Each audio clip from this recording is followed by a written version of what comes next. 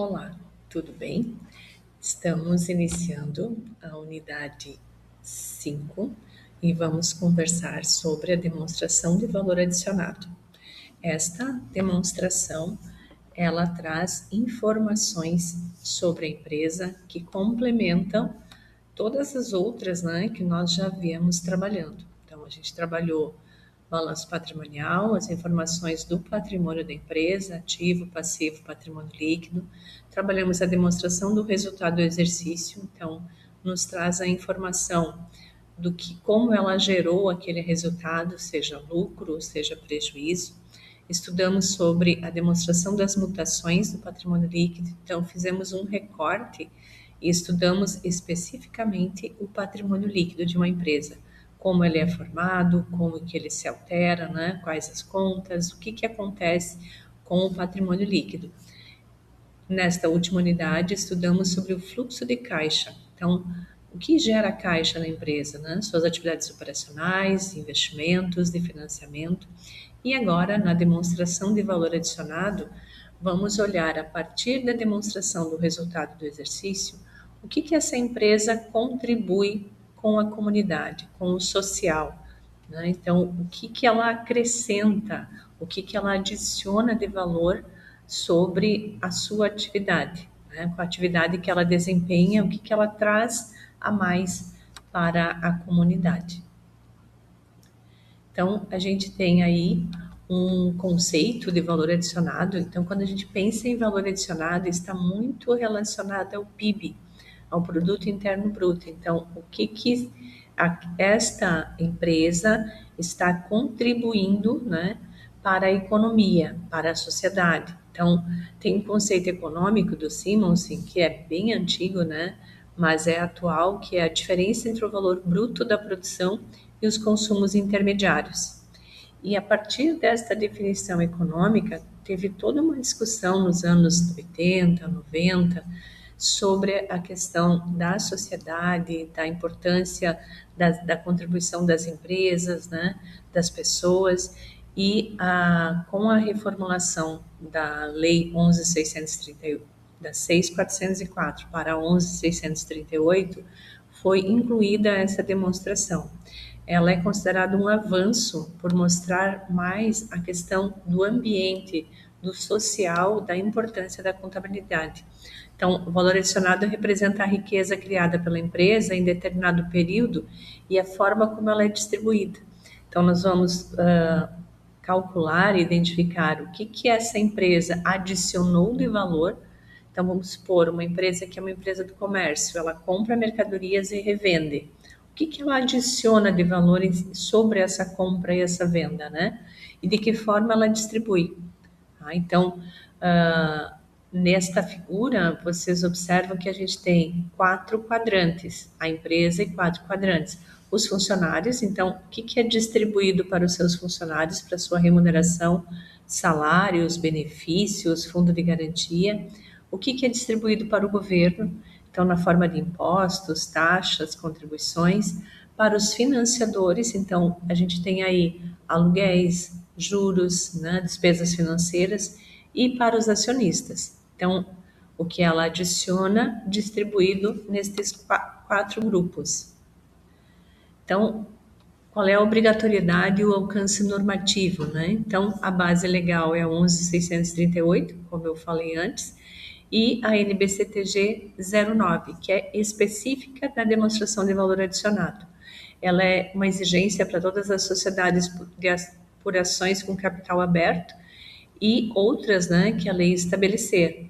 Mas o CFC, o Conselho Federal de Contabilidade, que regulamenta a nossa profissão, recomenda a sua elaboração para todas as entidades que divulguem demonstrações contábeis. Por quê? Porque ela é uma forma da gente mostrar a contribuição daquela empresa para a sociedade, né? Então, é uma demonstração diferente, uma demonstração que, para além de trazer informações para o público interno, né, para a direção da empresa, ela também mostra o que essa empresa adiciona de valor, né, para a comunidade. Então, ela compõe o conjunto obrigatório das demonstrações e deve ser divulgada no final de cada exercício social. Então, a gente olha a DRE versus a DVA. Uma não substitui a outra, não quer dizer que ao fazer a DVA eu não preciso fazer a DRE, ou vice-versa. Então, a DRE nos mostra a visão do lucro e a DVA nos mostra a visão para a sociedade. Então, a visão social, a visão socioeconômica. Então, as contribuições que esta empresa traz para aquele espaço onde ela está atuando. Então, o objetivo da DRE é apresentar um lucro líquido ou prejuízo em um período. E o objetivo da DVA é apresentar a geração e a distribuição da riqueza. Então, são objetivos diferentes. Então, a lógica da DRE, receita menos despesa, né, que vai nos dar o resultado. E a lógica da DVA é que a riqueza gerada ela deve ser toda distribuída. Então, o que eu gerei, eu vou distribuir para funcionários, para o governo, para os acionistas e para terceiros, para os financiadores. Então,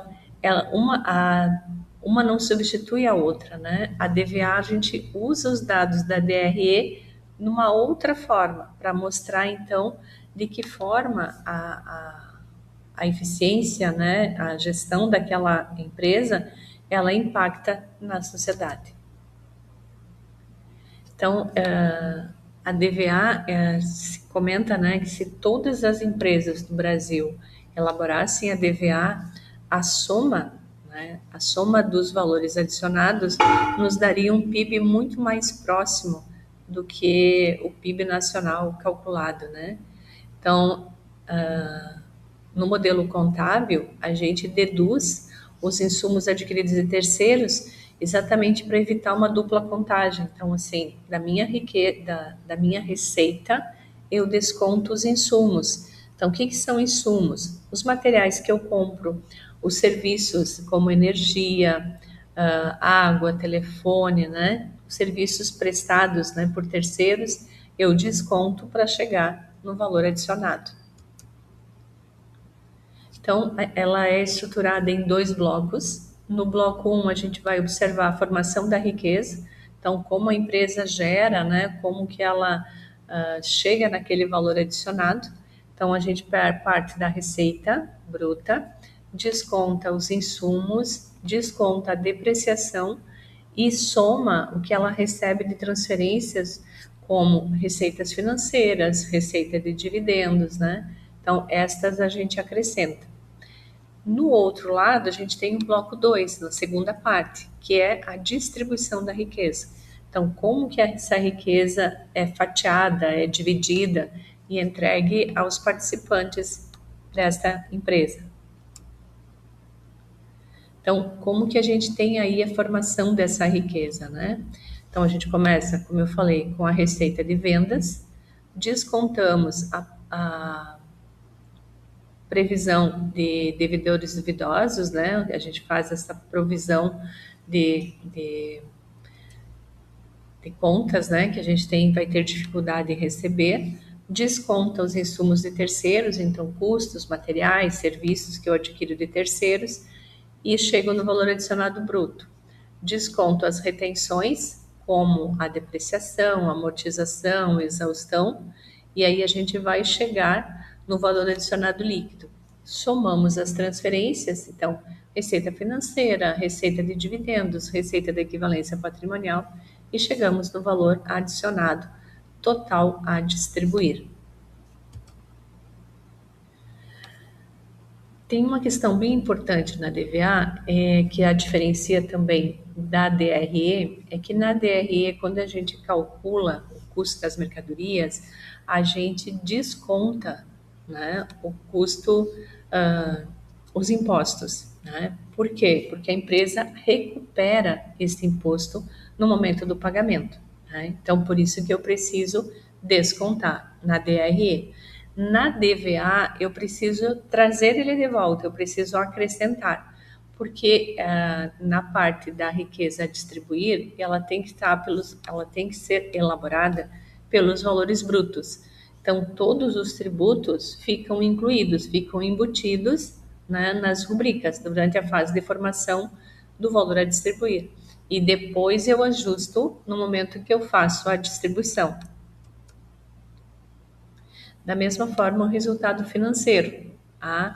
Na DRE, eu tenho o resultado financeiro junto, o resultado financeiro líquido, receita financeira menos despesas financeiras. Na DVA, eu tenho a receita financeira entram como valor adicionado recebido em transferência. Então, ela compõe a formação do valor adicionado.